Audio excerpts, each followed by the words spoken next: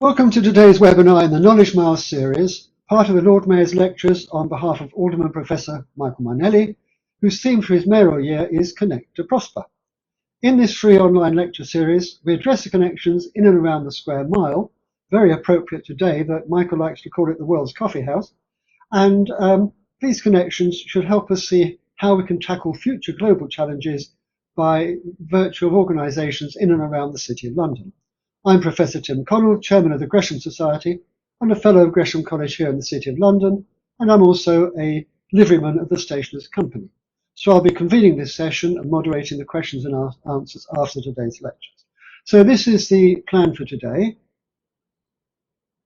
Quick word from me, then an introduction by Marc Meltonville, his keynote presentation, and then we should have about 20 minutes for questions and answers. Now, it's worth pointing out here that one of the Lord Mayor's aims in setting up these webinars is to showcase the work of the city livery companies, and in this case, the Worshipful Company of Art Scholars. At 110 in the order of precedence, it is one of the newest in a long line of livery companies, and in fact, it only received its Royal Charter 5 years ago, which underlines the point being made with these Lord Mayor's lectures, because although the roots go back into the mist of time, the livery movement as a whole is very forward-looking, which does not stop us from focusing today on all sorts of interesting history. Now, today's topic will serve to illustrate this point. Let's grab a coffee, the history of the London coffee houses. So I'm delighted to welcome today Marc Meltonville. Marc, can you tell us something about yourself? Well, what I'm going to do is go straight into my slides because slide 2 is all about me. So let's set the ball rolling and get on. So I press all of these buttons.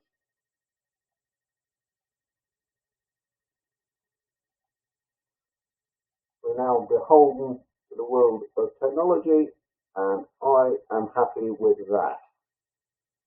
I give it 30 seconds for someone to shout in my ear that no one can hear me, and if they don't do that, then that's fine.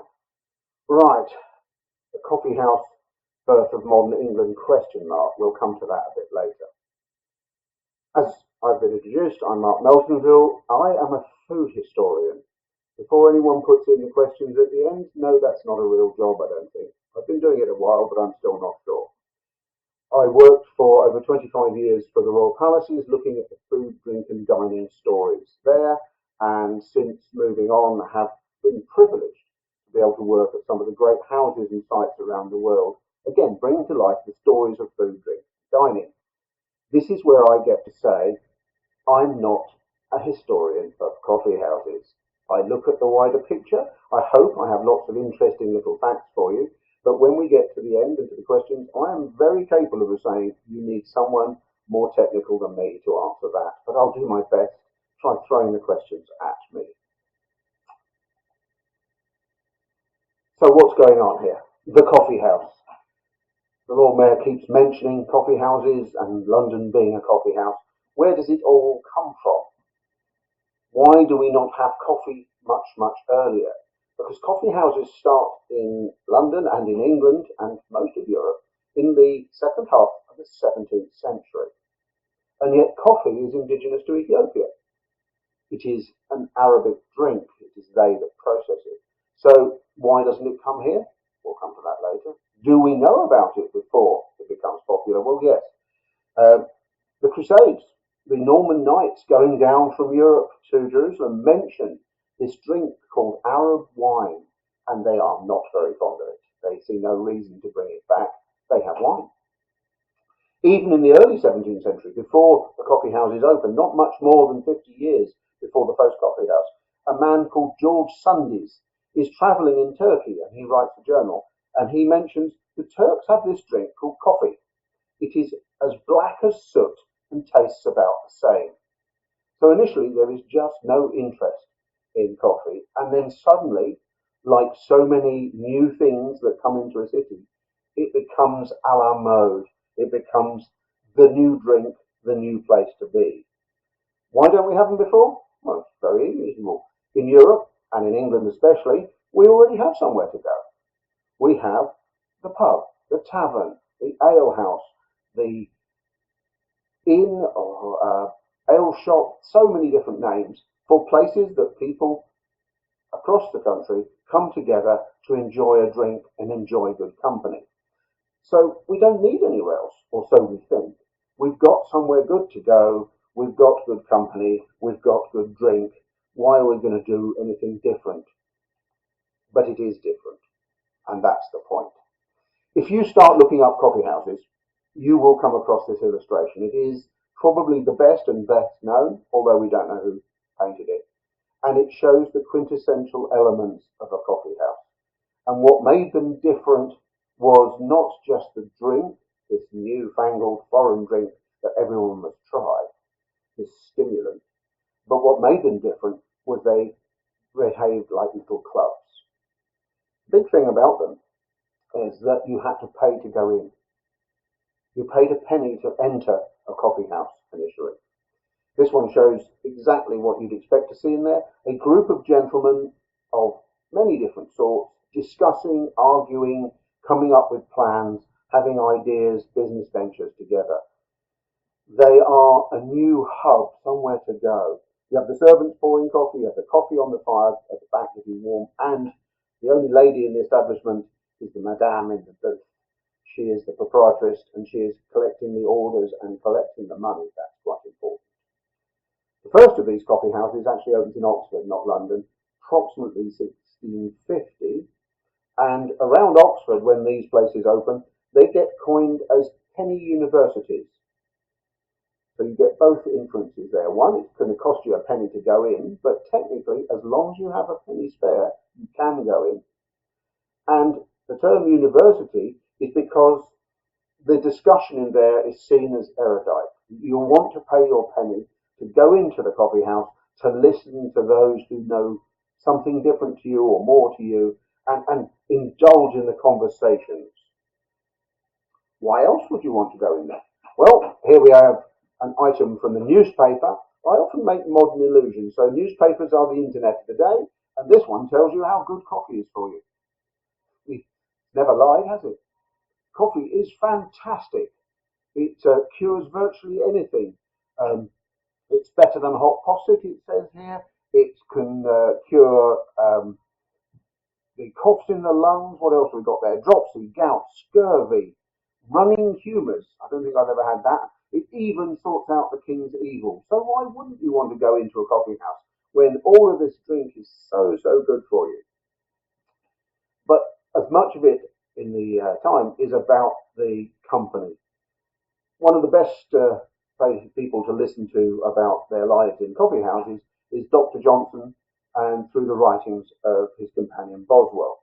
And very early on they talk about these coffee houses, and Johnson says, "For spending threepence a week in a coffee house, you may be for many hours in very good company." So that's what he sees as important, this coming together, this sharing of ideas, not just the sharing of this wonderful new drink. You will have very little problem finding out where the first coffee houses were. In fact, I'm going to show several of these so that you can go scuttling off around London next time you're there and look for these plaques. Quick spoiler, this one's in Cornhill. And as it says, here stood the first coffee house of London, 2 years after the Oxford one, approximately 1652. Set up by a man, as it says here, called Pasqua Rossi. We know very little about Pasqua Rossi, and there's an awful lot of rubbish written about him and his first coffee house. Be careful. His coffee house was not a coffee house.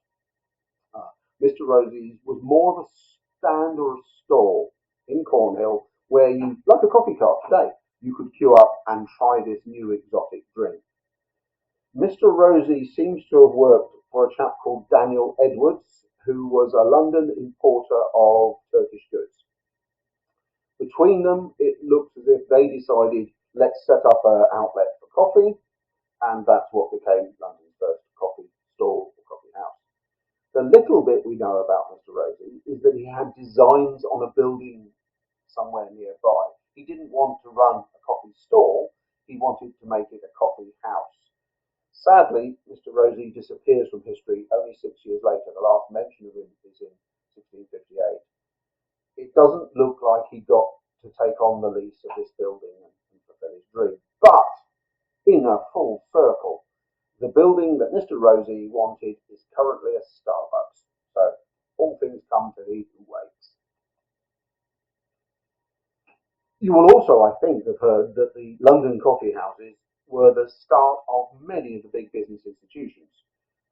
This one here in Lombard Street was run by Mr. Edward Lloyd and becomes famously Lloyd's of London eventually. Many of them, they become the Stock Exchange, some of the auction houses, and many of the gentlemen's clubs.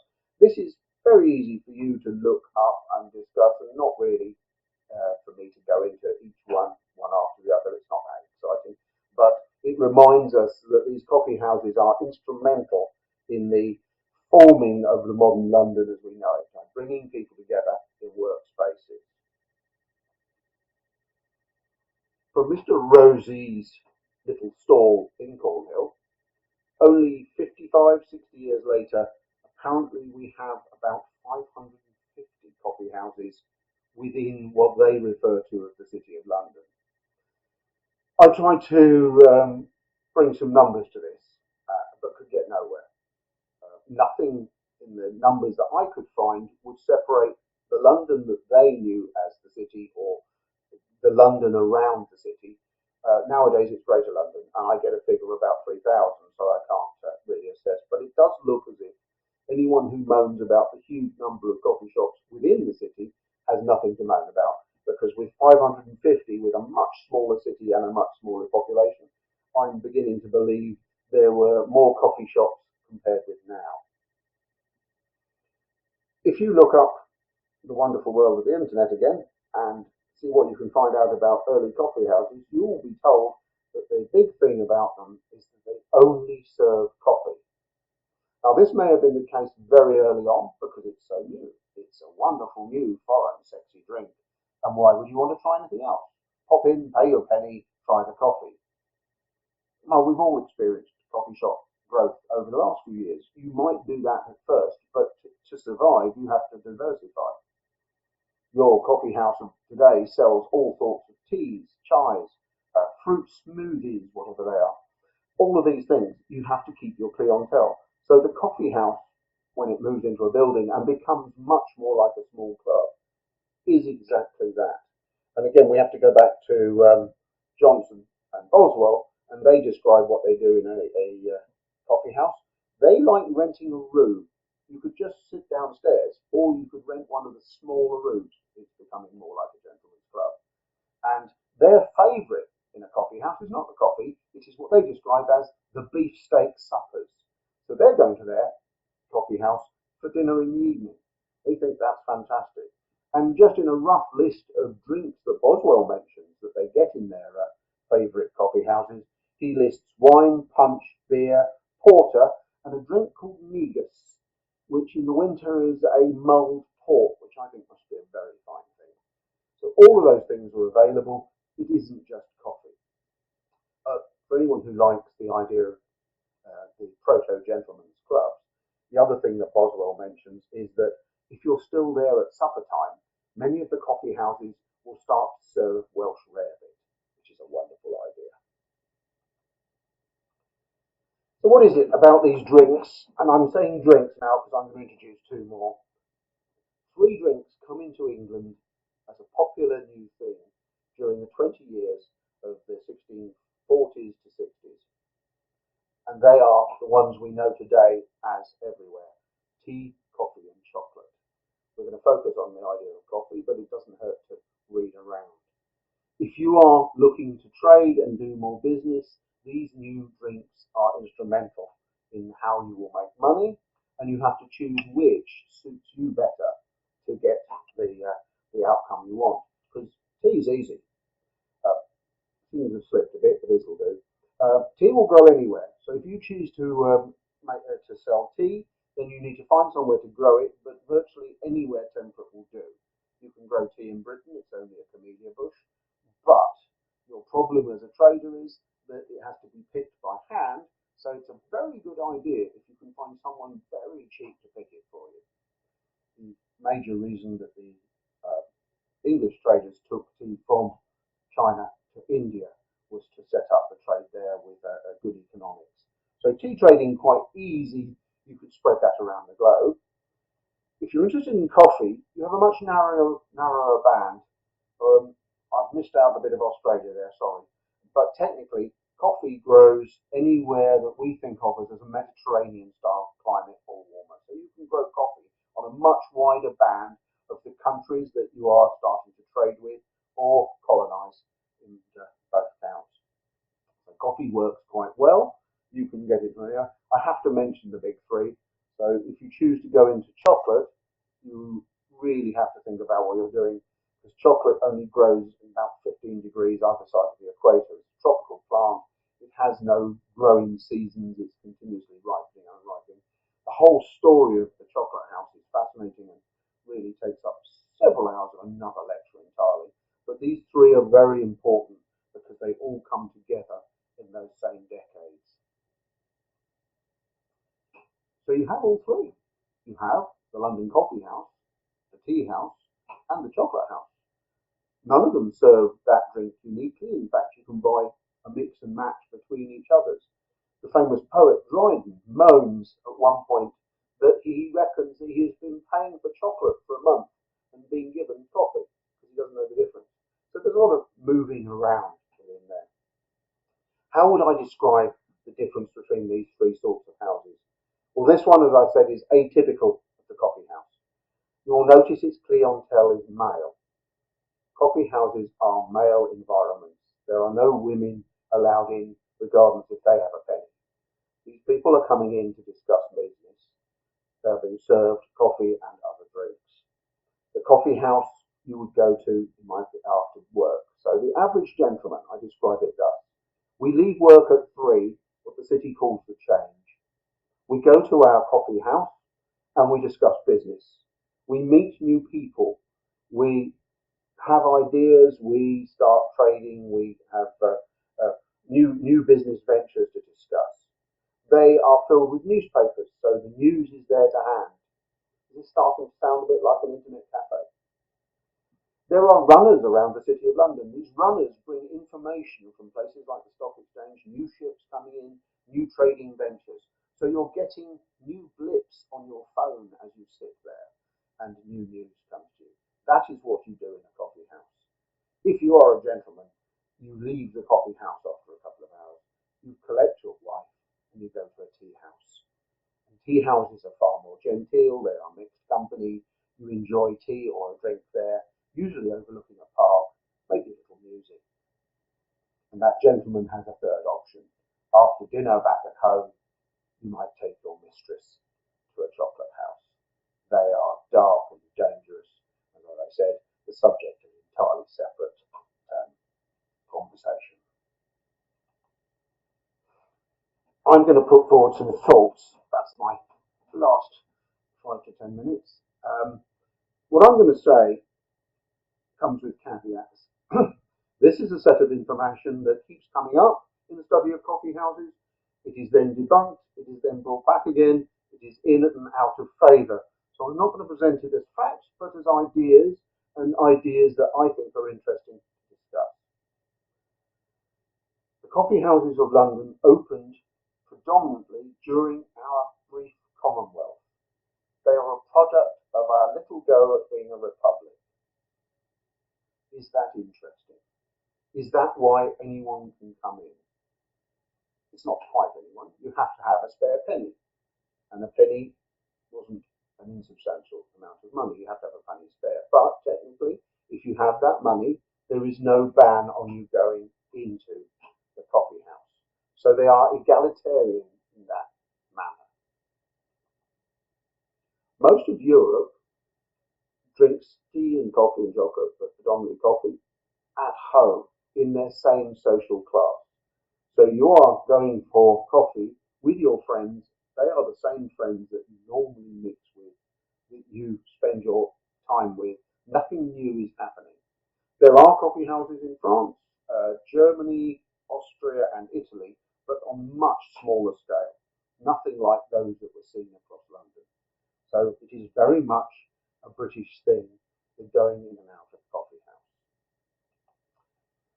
I'll have to make it a business aside because this amuses me. During the period which the coffee houses turn up, just after the Civil War, there is a chronic shortage of small change across England. Businesses adapt. What do you do if there is no small change? Well, one of the answers is you make your own. This is known as the token system. It exists across a full spectrum of businesses, inns, taverns, shops, all sorts. And in the case of the one on the screen, it is the coffee house of Mr. Joseph Howard. Why am I interested in this? Why have I added in? Well, it's really good business. I go into Mr. Howard's coffee house. I pay my penny. Well, I owe a penny.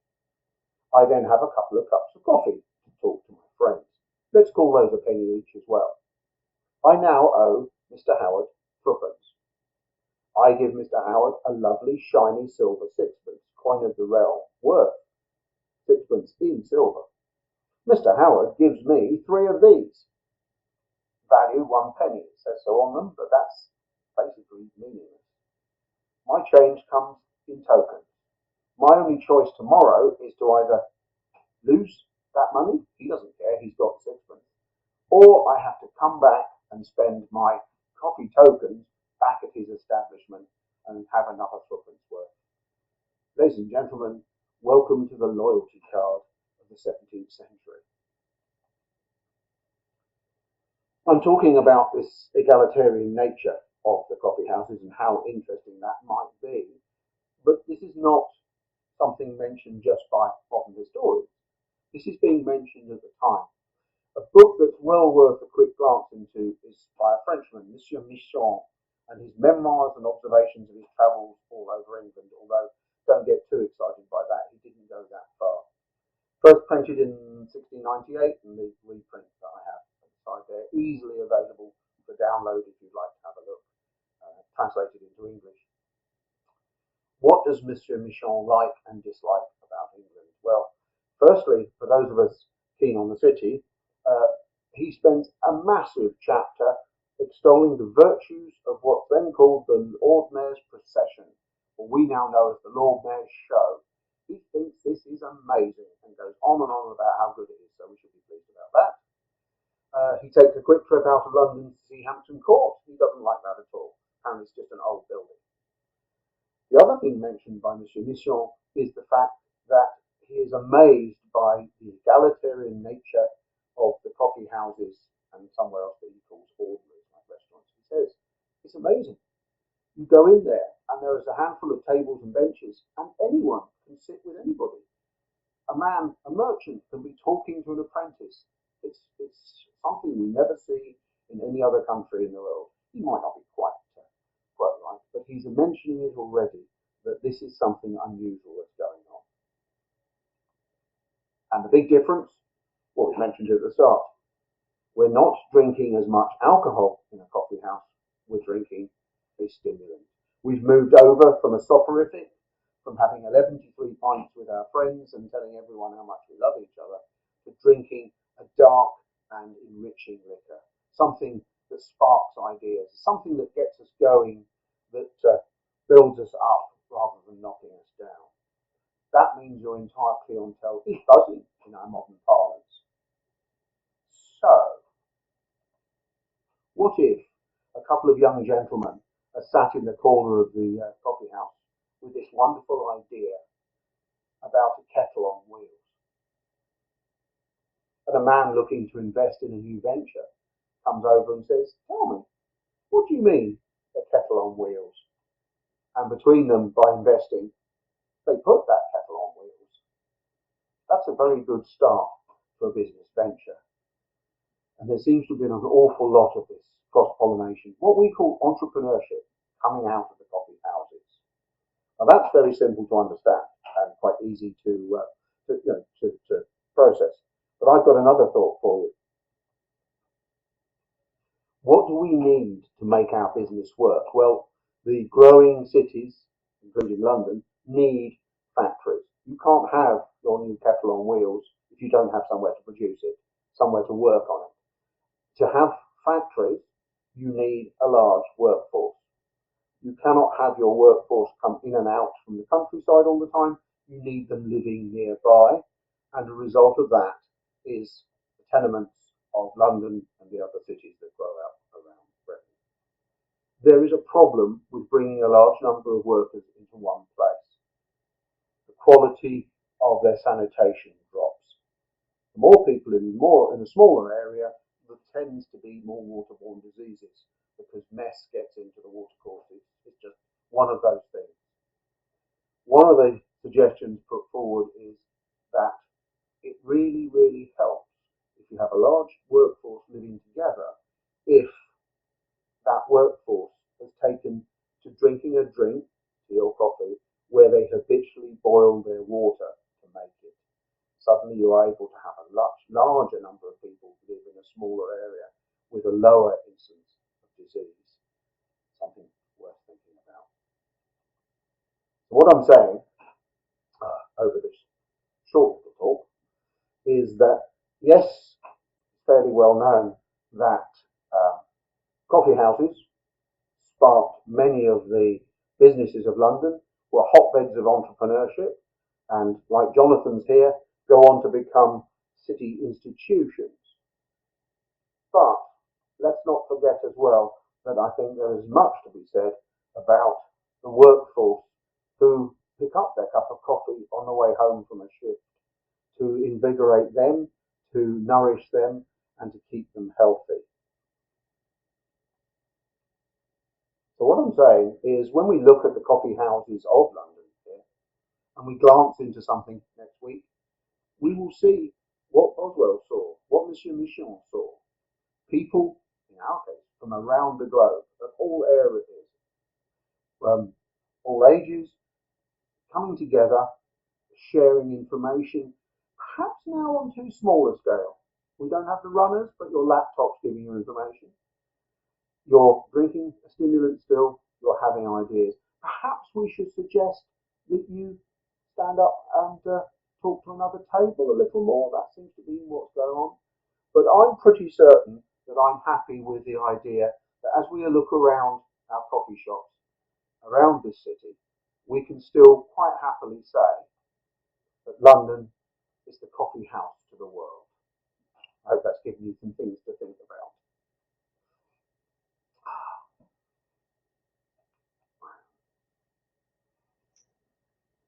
Mark, thank you very much indeed. We've got all sorts of interesting questions coming in. A lot of people interested. Very good turnout today, by the way, and welcome to all my friends and colleagues from the Gresham Society. Though, Mark, you put your foot in it when you didn't mention Australia when I think it was coffee, because my friend and colleague Malcolm Gillis is probably viewing it from there. So there we are. Now, well, I did say that my slide had slipped very slightly. It should have covered some of Australia because you can grow virtually anything there. I'm sorry. That's very good news. Perhaps Malcolm will open his own coffee house now. Now, Chris Wood and Chris David and Charles Lamont are on to the practical questions straight away. How was coffee actually brewed in the 17th century? Was it any different? Did they make it long, short, with milk, without? Did they put anything else in it, for example? Yeah, well, let's start at the beginning. Coffee has a very strange little history with a massive missing bit. And I meant to say, I didn't say where do we think coffee comes from, so I've got a multiple answer to it. The story of the invention of coffee in the Arab world is put down to one Calvi, a goat herd, who is sat on a mountain with his goats and notices that the goats eat coffee cherries. So coffee has a nice red berry that you can eat. It's quite pleasant. And apparently, Calvi's goats start dancing, which is supposedly the caffeine. And these dancing goats give him an idea of taking these berries down to the local monastery and saying this should invigorate the monks so that they can do their duties more excitedly. What no one mentions is how on earth they went from these cherries that you eat to the coffee that we know today. There is a missing massive amount of work. But coffee has always been processed in the last 2,000 years as we know it. The beans are dried, they are roasted to a dark brown. How much you roast them is contentious. Do you like Italian high roast or French soft roast? But you roast the beans, grind them, and then you cook them in hot water. The major difference with 17th century coffee seems to be that it is much more like the coffees we're used to from places like Turkey and Greece, where they cook the cultural point of view, this is why coffee pots are tall and teapots are short. Tea is an infusion, so the hot water and the tea just sit together in a short pot. Coffee is cooked, so needs a much taller pot so that it can boil on the stove. So, Would they put milk and sugar into their coffee, or was it? not additionally, but we have this habit of doing that very fast. Milk added to things like tea and coffee is usually seen as to temper it because you're not very well. Initially, when you put tea into milk into tea, it's because you are feeling a little off colour, and milk is very much a medicinal drink like that. So it's not common originally. As for sugar, yes, we're forever putting sugar into things. The moment a new drink turns up, chocolate's the one. Chocolate was drunk in South America as a bitter drink. The moment it gets to Europe, we take one sip and stick some sugar in. But of course, that is a cross-pollination of ingredients because sugar is originally only indigenous to Persia. So other parts of the world don't have sugar. So certainly in places like South America, there is no sugar to put in anything. It is very much a European habit, the addition of sugar to things.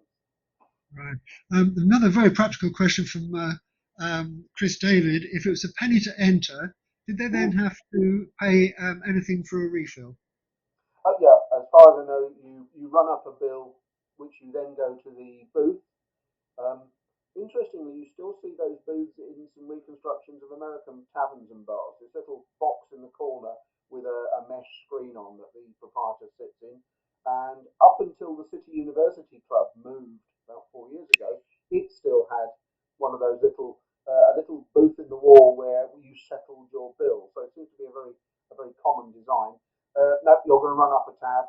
I presume that the lady or gentleman in the booth is keeping a very careful eye on you and charges you for each refill and each cup and what goes on. But as Boswell seems to point out, once you're in, he doesn't seem to think there's a massive drive to make you carry on because they're very happy with the idea that you can just sit there for ages. And he's very keen to say you can take part in these conversations.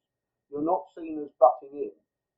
You've paid your penny. You're now part of the group, and you can have your idea and either be lauded or shot down in flames depending on what they think. Right. Now it all sounds very egalitarian, but John Wood has a query as what was the relationship between the livery companies, those based on trades, and these rather eclectic coffee houses? Did the lower orders mix with the gentlemen? Technically you can, but of course it's all this thing right down to have you got a penny? Can you spend? I'm always being asked about costs of foods and things in the past, and the answer is it is incredibly complex. It's as complex as economics today. When I tell you a barrel of beer costs a penny, which it did for most of history, that sounds fantastic, unless you haven't got a penny spare after you've spent on your rent and your food. So it's going to be self-sorting. Um, Certainly, one of my livery companies habitually used the mitre, which went from coffee house to tavern. So they do seem to use them as meeting spaces. As for whether you're going to get the lower end of the trades in there, I very much doubt it because everything is about time and money. And you might have a penny, but you don't have time to sit in there because if you're not making, you're not earning. So it sounds quite egalitarian, and it is, but it's actually self-selecting. Right. Charles Vermont now, I warned you there might be some high-level Googlies coming. Here's a good one for you. Oh, Can yeah. you please expand on the relationship between the coffee houses of Exchange Alley and the Royal Exchange? No. I was always taught by my tutors to be very proud of what you don't know and pass it on to others because that's as important as what you do know. No, it is not a subject I've looked into, and I'm presuming that others have done it a lot better. I would recommend a good book on the coffee houses of London and their effects of the trade. I only know that so both the Stock Exchange, Lloyd's, Christie's,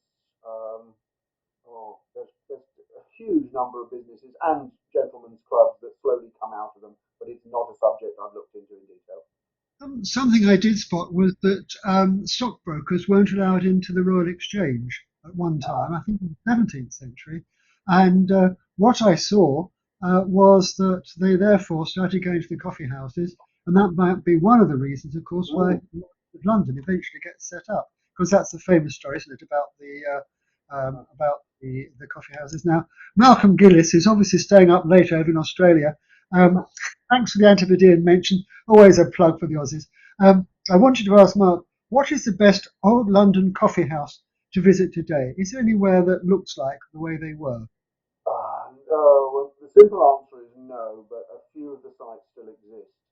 Um, and the large number of them, there's still the clubs. Um, Now, if you look up last surviving coffee house, and I can't remember its name, there is one which continues on the same site that you can visit, but it's changed its name multiple times. You'll have to look it up, but really they have gone. They Most of them disappeared in multiple fires and then sublet.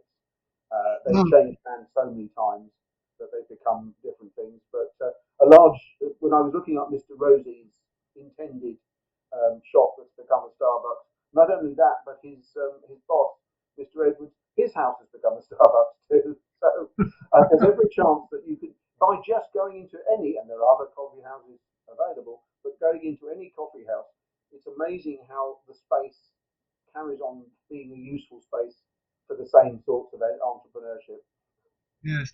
It was interesting. I noticed that in 1796 there was a Nando's coffee house in Fleet Street. Because, of course, well, the person who set it up, of course, was a Portuguese by the name of Fernando, and Yeah. Nando's Cafe was set up by a Brazilian who named it after his son, who was another Fernando. So there we are. I was thinking of the Jerusalem Coffee House. I don't know if it's still there, was recently, which I think is early 19th century, and that's just by the Knights of St. John. So that makes quite a nice morning. You go and visit the museum at the Knights of St. John Mm. and then pop down to the Jerusalem Coffee House, which I This think now serves beer rather more than coffee, but I'm not quite sure. It's is how not far they from the keep university, changing. better across the City University. Um, Now, here's an international one from Annette Nabavi. How do coffee shops in London compare to cafes in Vienna or Paris? They are an earlier version, and so are related, I think is the best way, but not copies of each other. The Cafe Society, especially of Paris and then Vienna, is something that comes up a little later, and is genuinely their own piece of history. The cafes which will eventually become bars in France are their own version of what we would call our pub history, and they aren't really connected. They're a different social story. They show a lot of similarities because you go into a bar, you buy a glass of wine, a glass of beer, or have a coffee, but they aren't particularly connected, with the exception of the fact that people seem to move around. So if you're looking for business, as you've just said, and you're Portuguese or you're Viennese or you take what you have in your city and try and set it up somewhere else because that makes you special. In the case of Mr. Rosie, part of the first coffee house is the fact that he is, and London welcomes him, an immigrant bringing his new thing to you, and you want to try it. We can't work Yeah. out what Mr. Rosie is. He's either Turkish, some say he's Armenian, others say he was Greek, but he's doing what generations of people have done coming into London, bringing their new style in and setting up a version. I have to be careful and call it a version of what they had in their country, but never quite the same. Now we're on to the politics. Andy Smith is asking whether the governments of the late 17th and early 18th century, how did they react to the relatively egalitarian nature of coffee houses, and what about the connection between coffee culture and the growth of newspapers? The newspapers are always provided. They are purchased by the coffee houses, so they become a good outlet for it. Much like a club, you could go in and pick up the paper and read it. Everybody is reading and discussing, so they really push the newspaper as a useful tool of information. Yes, the coffee house actually takes the pressure off the pub. Finally, pubs or the various names for pubs across British history have always been seen as hotbeds of sedition, and the government and the Lord Mayor's office are always watching what's going on and who's discussing what and where. And once the coffee houses open up, the pubs go phew because they get let off. No one takes any notice of them anymore, and all the attention goes on to the coffee houses, because in most of the things that you read, they are frequented by dangerous liberals. And places like the Lord Mayor's office has a watching brief on various ones to work out who's coming and going and what on earth they're discussing in case it's important. So no, they become very contentious. And the people that sat down with Boswell and Johnson, they mention continuously, are the poet Dryden, Pope, Goldsmith, Newton. These are influential people with ideas they're expounding, and so the coffee houses were seen as be very careful what they're talking about. Let's keep an eye on them. And of course, people have the opportunity to read newspapers, and I believe the Tatler and the Spectator actually have their origins in the coffee houses, don't they? Yeah. Interesting this point about the politics, because as you say, they originated during the Commonwealth, and I believe that Charles II tried to close them down with the Restoration, and they didn't let him do that, so he put on a tax on what he called coffee and other outlandish drinks. But this is, I mean, yeah, it is said that they didn't like them because there were too many. But it's like anything. If you don't think you can control it, you just like it. Whether they were ever serious about trying to shut them down, there were just too many, too much business. But certainly, the moment something's popular, then the best thing you can do is levy a tax on it. That which we've used has always been taxed. Right, well, we'd better hope that the Chancellor of the Exchequer isn't listening today. Now, Bernard Hornham's come up with something saying that White's Club, spelled from White's chocolate shop, founded by an Italian immigrant, Francesco Bianco, and that's 1693, so bang in the middle of our period. And he believes that White's is the only 17th century club left in London. Do you know if that's the case? You've got Whites, you've got Boodles, and Bucks. We would have to have a look up the three. But 17th century, quite likely. I think we'd have to find their inception dates of those three and see what goes on. And but it's going to be Whites, Boodles, or Bucks. One of those three. Right. Charles Mont's come back with another googly. Didn't the taverns of London try to close down Razie's coffee house because it was unwelcome competition? Oh yeah. No, I mean the welcoming nature of London is always companioned with a undercurrent of we don't want them here, and we have a little bit of that always going on. And so anything seen as competition is both welcome and unwelcome. So the tavern owners are very likely to not want coffee houses. I only have one of my own livery companies information to go on, being as well as an art scholar of pewter. When Huguenot pewterers turn up in outside the city, the worshipful company of pewterers goes around with baseball bats and smashes everything they own up. Before they welcome them wholeheartedly into the company later. So there's always suspicion at the start. Right. As a member of the Stationers' Cafe, I also point out that we wielded baseball bats with regard to any unauthorised printing machines. But that was part of the Crown's attempt to control publications. But there we are. It seems to be the same everywhere. Now, Chris David is bringing us up to today, saying, do you think the typical coffee shop is the opposite of the 17th century version? That was where people went to talk to each other. And today you see everyone sitting there hammering away on their laptops. Is there any way, do you think, we can get people to actually talk to each other more? It's like trying to get them to talk on the underground. Yeah, that's what I said at the end. You know, we still use them as information hubs, but we're watching it on our phone and a laptop. And as I said, perhaps it'd be quite nice if we stood up and said, "Is anyone interested in this?" You're probably going to get not shouted down, but ignored. I've always wondered whether small cafes like that should have a like a menu card sign that you can turn round, which actually says if you have a seat free, you should be able to turn that round and say please join us written on there, or no, we're busy. And I think you're right. We're using the coffee house to gather information, but we're doing it in a very limited way. When the one thing we're missing is the reason that they were so successful. It's a meeting of minds, but those minds are remaining separate at the moment.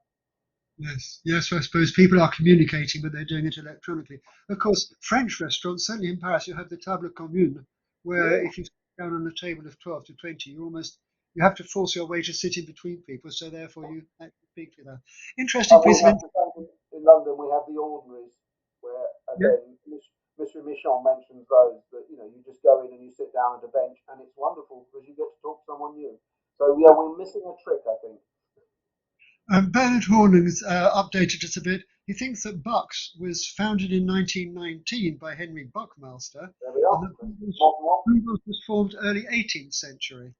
There we are. Right. In which case, Whites gets the prize. um, Chris David thinks that some coffee shops do try to discourage solitary laptop users.